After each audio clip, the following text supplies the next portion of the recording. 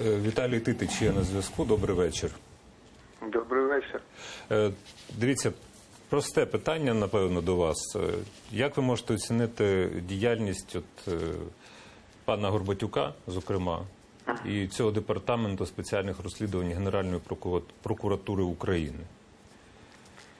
Ви, напевно, пам'ятаєте, що цей департамент – це дітище наше адвокатів потерпілих. Да? Ми його вимучили і вистраждали з боями і відстоювали протягом всього періоду його існування від намагання його знищити, яке йшло від Генеральної прокуратури. Це, напевно, ніхто не знає, але адвокати потерпілих реально найкрутіші, скажімо такі, запекліші критики пана Горбатюка і департаменту, як слідчих, так і прокурорів.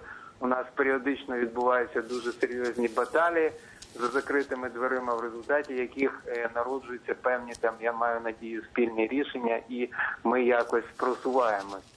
Тому, напевно, Сергій Вікторович підтвердить, що які іноді у нас бувають серйозні речі. А якщо оцінювати роботу, то я б сказав так, з огляду на ті результати, які очікує суспільство, яке заслуговує Україна, небагато зроблено. Але з огляду на ті обставини, в яких це робиться, це є достатньо для ситуації на сьогоднішній день.